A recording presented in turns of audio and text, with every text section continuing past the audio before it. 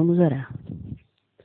Santíssimo Deus, eterno e excelso Pai, queremos pedir, Senhor, que o Senhor nos purifique de toda idolatria, nos ajude, Senhor, para que possamos entender a Tua palavra e levar avante, que possamos ser verdadeiros, obedientes a tudo que o Senhor mandar. Nos ajuda, abençoa a nossa família, em nome do Senhor Jesus. Amém. O segundo mandamento de Êxodo 20, não farás para ti imagem de escultura, nem alguma semelhança do que há em cima no céu, nem embaixo na terra, nem nas águas debaixo da terra. Não te encurvarás a elas, nem as servirás, porque eu sou o Senhor teu Deus. Sou o Deus zeloso, que visito a iniquidade dos pais nos filhos até a terceira e quarta geração daqueles que me odeiam, e faço misericórdia a milhares dos que me amam e dos que guardam os meus mandamentos. Porém, vemos no Velho Testamento figuras sendo usadas por Deus. A grande questão é, vamos fazer figuras do que está em cima do céu, ou coisas que Deus manda? Quando Deus não manda, vamos estudar sobre isso. O segundo mandamento proíbe o culto das imagens. Deus mesmo, porém, empregou figuras e símbolos para apresentar aos seus profetas lições que queria que ele transmitisse ao povo. Deus usou figuras e símbolos para o quê? Para dar lições para o povo. E que assim melhor seriam compreendidas do que se fossem dadas de outro modo. Ele apelou para o entendimento através do sentido da vista. Mensagens Escolhidas, volume 2, na página 320.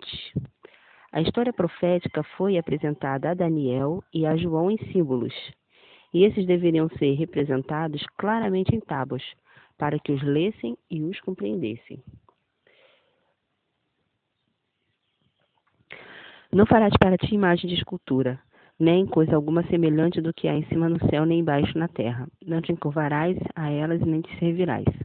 O segundo mandamento proíbe o culto ao verdadeiro Deus por meio de imagens ou semelhança. Então, na hora de fazer o culto, que temos que tomar cuidado de fazer o culto por imagens ou semelhanças.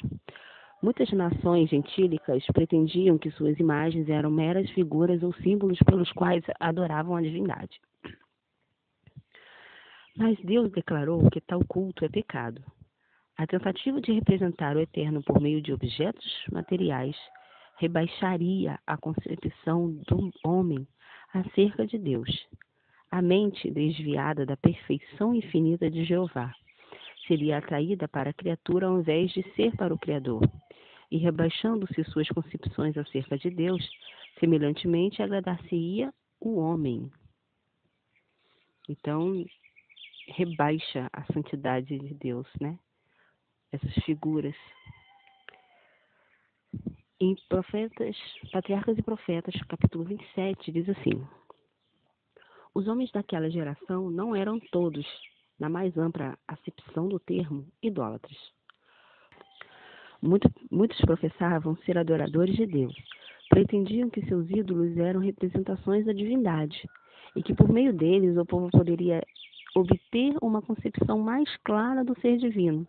Essa classe estava entre os principais a rejeitarem a pregação de Noé, esforçando-se eles para representarem a Deus por meio de objetos materiais. Cegavam a mente à sua majestade e poder. Deixavam de compenetrar-se à santidade de seu caráter, ou da natureza sagrada e imutável dos seus mandamentos. Alguns condenam figuras, alegando que são proibidas pelo segundo mandamento e que todas as coisas desse gênero deveriam ser destruídas. O segundo mandamento proíbe o culto das imagens. Deus mesmo, porém, utilizou figuras e símbolos para apresentar a seus profetas as lições que deveriam ser dadas ao povo, para que dessa forma pudessem ser entendidas, melhor que a qualquer outra maneira. Isso apela para a nossa compreensão, por meio do sentido visual. Na página 212 do livro americano, Ellen White disse isso. Outro aspecto a ser considerado é a representação de Deus. Cremos que ilustrações de personagens bíblicos, incluindo Jesus e seres angelicais, já contemplados por seres humanos, são aceitáveis quando não destinados à veneração, e quando desvirtuam o caráter do perspectivo personagem. Entende? Quando o caráter do personagem está sendo desvirtuado do que realmente está escrito, aí é um problema. Não pode. Então, desenhos, banners, qualquer tipo de imagens que for representada através de um estudo ou de um desenho bíblico, deve ser representado como assim diz o Senhor, como o que foi revelado. Então, sabemos que Jesus tinha cabelos longos porque os homens eles cortavam os cabelos uma vez no ano, né? Sabemos que eles não cavavam a barba, porque não podia, está escrito na Bíblia. Então, não tem como você fazer um desenho de Jesus com cabelo arrepiadinho, seus discípulos com cabelo arrepiadinho, baixinho, batidinho, porque está desvirtuando o caráter do personagem. Entende? Então, isso que a serva do Senhor está dizendo, não pode. Aí são essas figuras que estão tirando a característica do que já vimos, que faz com que Deus proíba esse tipo de imagem. Então diz assim, eu não assisto desenho que estiverem mostrando rosto de Deus, porque Deus nunca, o Pai é o Eterno, nunca foi visto por ninguém. Então se tiver algum desenho que esteja mostrando ele, eu não assisto. Ou alguma figura que esteja mostrando o Pai, não. A Bíblia diz que ele habita em luz inacessível, então a gente tem que usar para representar o Pai uma luz inacessível, uma luz forte. Agora, o Filho a gente já viu, né? Assim, já foi visto e os anjos também. Então sabemos como era a descrição, né? A serva do Senhor, ela diz que o Senhor tinha um olhar claro, seus cabelos batiam nos ombros. Então são essas imagens que a gente, são essas formas do Senhor que a gente já tem, que a gente já tem revelado que a gente pode usar. Fizeram um desenho agora muito crítico do Senhor fazendo expressões, com cabelo arrepiadinho, com um olhar muito fundo, assim, em questão do espécie de um lápis preto ao redor dos olhos, assim, aquele desenho, sinceramente, eu não boto na minha filha, porque isso é quebra do segundo mandamento. Desvirtuar o caráter, através de uma imagem, desvirtuar o caráter do pai, do filho, quer dizer, do filho pelo desenho. Então a gente tem que estar atento o que a serva do Senhor está explicando para a gente poder a gente não fazer. A gente quer guardar o segundo mandamento? Quer. Então vê o que pode e o que não pode. O que Deus permite é o bom uso, imagens e semelhanças já vistas. Agora, o uso de imagem e semelhança que nunca foi visto por ninguém, como o pai. Por que nós usamos figura do santuário? Porque ele usou a figura e mostrou como ela em cima. Então ele mostrou porque queria que a gente entendesse. Aí diz assim, mas Deus o Pai, que habita em luz inacessível, a quem homem algum jamais viu, nem é capaz de ver. 1 Timóteo 6:16. Jamais deveria ser reproduzida pela imaginação humana. A Igreja Católica ela tem muitas imagens que representam Deus, o Pai. Então, é bom também ter cuidado com o meio cristão também para não fazer esse tipo de coisa. Jamais deveria ser reproduzida pela imaginação humana. Veja bem, jamais. Mesmo cenas bíblicas deveriam ser representadas de maneira respeitosa e fiel à descrição bíblica em relação ao Pai. Mesmo no local de adoração a Deus havia imagens de escultura e representações visuais, ou semelhança de coisas que há em cima nos céus ou na terra. Além disso, no templo de Salomão e em seu palácio havia diversas imagens, mas claramente nenhuma dessas representações artísticas tinha o objetivo de ser venerada ou adorada. Portanto, o problema não é o uso dessas artes visuais, mas o mau uso delas. Tipo, está ali para explicar uma parte profética. Agora não está ali para nada. Para que eu vou botar no púlpito uma imagem enorme do Senhor, Messias, e deixar ela ali? Seja por banner, seja por qualquer coisa que tiver ali.